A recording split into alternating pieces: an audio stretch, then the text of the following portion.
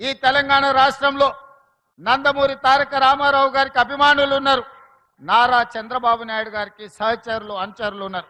వాళ్ళందరికీ నా విజ్ఞప్తి ఒక్కటే, ఈ తెలంగాణ రాష్ట్రంలో తెలుగుదేశం ఉండొద్దని కక్ష గట్టి ఆ పార్టీ నాయకత్వాన్ని దెబ్బతీసిన చంద్రశేఖరరావును బీఆర్ఎస్ ను సమూలంగా 100 మీటర్ల గోతి తీసి పాతి పెట్టినప్పుడే బీఆర్ఎస్ వాళ్ళు గద్దెలు దిగాలి, ఊర్లలో బీఆర్ఎస్ దిమ్మలు కూలాలి. అప్పుడే నందమూరి తారక రామారావు గారికి నిజమైన నివాళులు అర్పించిన వాళ్ళం అవుతాము. ఆ విధంగా మనము ముందుకు వెళ్లాల్సిన అవసరం ఉన్నది. బీఆర్ఎస్ ను బొంద పెట్టాల్సిన బాధ్యత మన అందరి మీద ఉన్నది మిత్రులారా.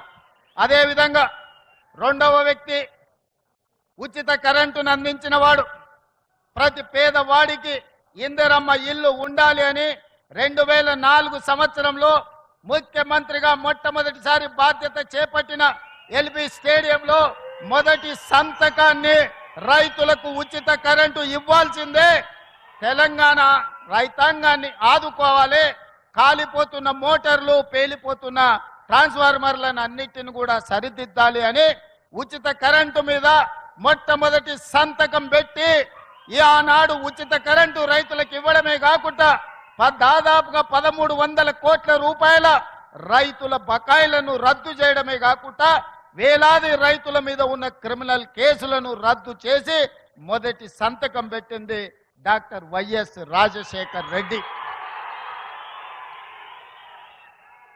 వారి స్ఫూర్తిగా ఆనాడు 7 గంటలు ఉచిత కరెంటుతో ప్రారంభమై ఈనాడు పేదలకు రైతులకు 24 గంటల వ్యవసాయానికి ఉచిత విద్యుత్తును ఇవ్వడమే కాకుండా ఈనాడు మిత్రులు బట్టి విక్రమార్క గారి శాఖలో ప్రతి పేదవాడి ఇంటికి 200 యూనిట్లు ఉచితంగా కరెంటు ఇవ్వాలని 52 లక్షల పేదల కుటుంబానికి 200 యూనిట్లు ఉచిత కరెంటు, ఈ రోజు 30 లక్షల పంపు సెట్లకు 24 గంటల ఉచిత కరెంటును ఈ రోజు మనం అమలు చేస్తున్నాం. ఆనాడు 2004 నుంచి 2014 వరకు 10 సంవత్సరాలలో ప్రతి పేదవాడికి తండాలలో, గూడాలలో, మారుమూల పల్లెల్లో ఇందిరమ్మ ఇండ్లు కట్టాలి, పేదవాడి ఆత్మ గౌరవాన్ని నిలబెట్టాలని 25 లక్షల ఇండ్లను ఆనాడు డాక్టర్ వైఎస్ రాజశేఖర్ రెడ్డి గారు యూపీఏ ప్రభుత్వంలో సోనియా గాంధీ గారు పేదలకు ఇండ్లు ఇచ్చారు. మరి తెలంగాణ వచ్చిన 10 సంవత్సరాలలో డబుల్ బెడ్రూమ్ ఇండ్లని మనల్ని ఊరిచ్చిండు. మీకెవరికైనా డబుల్ బెడ్రూమ్ ఇల్లు ఇచ్చిండా అని నేను అడుగుతున్నా. ఎవరికైనా వచ్చిందా? ఎవరైనా డబుల్ బెడ్రూమ్ ఇల్లు కట్టుకున్నారా? కానీ ప్రజాపాలన కాంగ్రెస్ పార్టీ అధికారంలోకి వచ్చిన మరుక్షణం మీ అభిమాన నాయకుడు పొంగులేటి శ్రీనివాస్ రెడ్డి గారి శాఖలో గృహ నిర్మాణ శాఖను పునరుద్ధరించి ఆనాటి ప్రభుత్వం రద్దు చేస్తే బీఆర్ఎస్ వాళ్ళు పేదోడి మీద కుట్ర చేసి పేదవాడికి ఇల్లు ఉండొద్దు, పేదవాడు ఎప్పుడు అడుక్క తినేటట్లనే ఉండాలి, వాళ్ళ మోచేతి నీళ్లు తాగాలి అన్నట్టుగా వ్యవహరిస్తే మీ అభిమాన నాయకుడు పొంగులేటి శ్రీనివాస్ రెడ్డి గారు గృహ నిర్మాణ శాఖ మంత్రిగా బాధ్యతలు చేపట్టి ఈరోజు మొదటి సంవత్సరంలోనే పేదవాళ్లకు ఇందిరమ్మ ఇల్లు ఇవ్వాలని 4.5 లక్షల ఇండ్లు, ప్రతి నియోజకవర్గానికి 3500 ఇందిరమ్మ ఇండ్లు, ప్రతి పేదవాడికి ఇల్లు అనుమతి వస్తే 5 లక్షల రూపాయలు ఉచితంగా ఇవ్వాలని ఆ పథకాన్ని మీ జిల్లాలోనే, ఖమ్మం జిల్లాలోనే భద్రాద్రి రాముల వారి సాక్షిగా మనం ఆ పథకాన్ని ప్రవేశపెట్టుకున్నాం. గృహ ప్రవేశాలు కూడా మళ్ళీ ఇక్కడనే వచ్చినాం. సన్న బియ్యం ఈ పథకాన్ని ఒక గిరిజనుడు ఇంట్లో నేనే స్వయంగా ఖమ్మం వచ్చి ఏ బియ్యం అయితే మనం ఉచితంగా ఇస్తున్నామో ఆ బియ్యంతోనే వడ్డిస్తే ఆ బియ్యంతోనే అన్నం ఈ ఖమ్మం జిల్లాలోనే నేను తిన్నా. ఈరోజు ఈ ఖమ్మం జిల్లాలో ఇచ్చిన ఇందిరమ్మ ఇండ్ల గృహ ప్రవేశానికి పేదవాళ్ళ కళ్ళల్లో ఆనందం చూడడానికి వచ్చి మొదటి సంవత్సరంలోనే 4.5 లక్షల ఇండ్లు పేదవాళ్లకు అందుబాటులోకి తీసుకొచ్చినాం. మళ్ళీ ఏప్రిల్ తర్వాత 2వ విడత కూడా పేదవాళ్లకు ఇందిరమ్మ ఇండ్లు ఇచ్చే బాధ్యత, ముఖ్యంగా పట్టణ ప్రాంతాలలో ఉన్న పేదలకు కూడా ఇండ్లు ఇచ్చే బాధ్యత కాంగ్రెస్ పార్టీ తీసుకుంటుంది. వాస్తవంగా 10 సంవత్సరాలు చంద్రశేఖరరావు గారి చేతికి 20 లక్షల కోట్ల రూపాయలు వచ్చినాయి.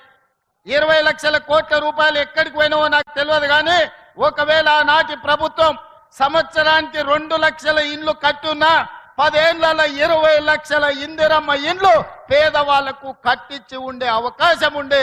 డబుల్ బెడ్రూమ్ ఇండ్ల పేరు మీద పేదల్ని దగా చేసిండు తప్ప ఏ ఒక్కరికి కూడా ఇల్లు ఇవ్వలే.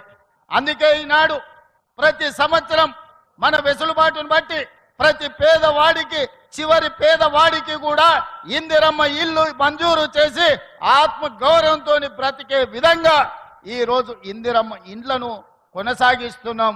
రాజశేఖర రెడ్డి గారు ప్రవేశపెట్టిన ఇందిరమ్మ ఇండ్ల పథకాన్ని ఈనాడు మన ప్రభుత్వం కొనసాగిస్తుంది. ఎక్కడ కూడా రాష్ట్రాలు వేరైనా, ఈనాడు ఆ పార్టీలు వేరైనా, వాళ్ళ కుటుంబాలు వేరే పార్టీలో ఉన్నా ఎన్టీ రామారావు గారిని, వైఎస్ రాజశేఖర రెడ్డి గారిని ఆదర్శంగా తీసుకొని తెలంగాణ రాష్ట్రంలో సంక్షేమ పథకాలను అమలు చేసే ప్రయత్నం మన ప్రభుత్వం చేస్తుంది. అది అమలు చేయడానికి నా సహచర మంత్రివర్గ మిత్రులందరూ ఇవాళ మనకు సహకరిస్తున్నారు. మిత్రులారా, 2 సంవత్సరాలు పూర్తి చేసుకున్నాం. ఈ మధ్యనే 5 సంవత్సరాల కోసం ఎన్నికైన ప్రభుత్వాన్ని మొదటి సంవత్సరం పూర్తిగాక ముందు నుంచే ఒక పక్కన శుక్రాచార్యుడు, ఇంకొక పక్కన మారీచుడు, సుబాహుడు బయలుదేరిండ్రు మీరు దిగాల్సిందే అని. శుక్రాచార్యుడి గురించి, మారీచుడి గురించి నాకంటే రామాయణం తెలిసిన మీకే ఎక్కువ తెలుసు. ఆనాడు పురాణాలలో దేవతలు యజ్ఞాలు యాగాలు చేస్తుంటే వాటిని భగ్నం చెయ్యాలి, సామాన్య ప్రజలకు మేలు కోసం ఆనాడు దేవతలు యాగాలు చేస్తుంటే పేదలకు మేలు జరగొద్దు అని ఆ యాగాలను భగ్నం చేసే పని మీద రాక్షసుల కులగురువు, బ్రహ్మ రాక్షసుల కులగురువు బకాసురుడు లాంటి వాళ్ళను, మారీచుడు లాంటి వాళ్ళను, రావణాసురుడు లాంటి వాళ్ళకు కులగురువు ఎవడంటే శుక్రాచార్యుడు. భూ బకాసురులకు, ఈరోజు భూ కబ్జాదారులకు, ఈరోజు హత్యలు చేసేటోళ్లకు, ఆక్రమించుకునేటోళ్లకు అధికారాన్ని అడ్డం పెట్టుకొని తెలంగాణ రాష్ట్రాన్ని దోసుకునేటోళ్ళకు కూడా ఒక శుక్రాచార్యుడు రాక్షస కులగురువు ఉన్నాడు. ఎక్కడున్నాడా? ఎర్రవల్లి ఫామ్ హౌజ్లో ఉన్నాడు. ఎర్రవల్లి ఫామ్ హౌజ్లో ఉండి పన్నాగాలు పన్నుతుంటాడు. శకుని మామ పన్నినట్టు పన్నాగాలు పన్నుతుంటాడు. దుర్యోధన వంశాన్ని ఎంబడి పెట్టుకొని ఏదో రకంగా ఈరోజు కుట్రల కుతంత్రాలతోనే ప్రజాపాలనను, పేదల ప్రభుత్వాన్ని పడగొట్టాలని ఆలోచన. శుక్రాచార్యుడేమో ఫామ్ హౌస్ పోయిండు, మారుచీరుడు సుబాహుడేమో బామ్మార్దుల ముసుగులో అసెంబ్లీ లోపలికి వస్తుండ్రు. ఇవాళ మారీచుడు మీకు తెలుసు, మారీచుడే మాయ జింక రూపంలో సీతను ఎత్తుకపోవడానికి రావణాసురుడికి సహకరిస్తే చివరికి మారీచుడి సావు రాముడి చేతిలోనే తప్పలేదు. అట్లనే ఈనాడు ఈ ప్రభుత్వాన్ని బట్టగాల్చి మీదెయ్యాలి, ఈ ప్రభుత్వాన్ని బదనాము చెయ్యాలి అని అడ్డగోలుగా ప్రచారాలు ఈరోజు చేసే ప్రయత్నము మారీచుడు సుబాహుడు చేస్తున్నారు. ఆనాడు మాయలేడి రూపంలో వస్తే ఈనాడు సోషల్ మీడియా రూపంలో వస్తున్నారు. లేని అవాకులు చవాకుల మంత్రముల మీద ఈరోజు ప్రచారాలు చేస్తున్నారు, ప్రత్యక్షంగా పరోక్షంగా. ఈనాడు టెండర్ల గురించి కొన్ని పత్రికలు రాస్తున్నాయి. సింగరేణిలో కొంత కుంభకోణం జరిగింది, బొగ్గంత మాయమైందని. నేను ఆ పత్రికలకు, ఆ టీవీలకు, ఆ సోషల్ మీడియా వాళ్లకు, ఆ రాజకీయ పార్టీ నాయకులకు నేను చెప్పదలుచుకున్నా, ఈ ప్రభుత్వంలో అవకతవకలకు తావు లేదు. అనవసరమైన ప్రచారాన్ని, తప్పుడు ప్రచారాన్ని కల్పించడం ద్వారా అపోహలు కల్పించి మళ్ళీ శుక్రాచార్యుడు, మారీచుడు, సుబాహుడు బలపడడానికి మీరు ప్రత్యక్షంగానో పరోక్షంగానో సహకారం చేస్తున్నారు. మీకు మీడియా పంచాయతీలుంటే తలుపు మూసుకొని కొట్టుకోండి, లేకపోతే ఒకరి మీద ఒకరు బురద జల్లుకోండి. అందులో మమ్మల్ని లాగి ఆంబోతులు కొట్లాడితేనంట లేగదూడల కాళ్ళు ఇరిగినాయంట. 2 మీడియా యజమానులు కొట్లాడుకుంటే మీరు కొట్లాడుకోండి, కానీ మా మంత్రులని బదనాం చేసే కార్యక్రమాన్ని మీరు తీసుకోకండి. దయచేసి ప్రత్యక్షంగానో పరోక్షంగానో మీరు రాస్తున్న రాతలు, చూపిస్తున్న చూపులు మారీచుడి సుబాహులకు, శుక్రాచార్యునికి సహకారం అందించినట్టుగా ఉంటుంది. ఒక్కసారి ఆలోచన చేసి వాస్తవాలను తెలుసుకొని రాసే ముందు మమ్మల్ని వివరణ అడగండి.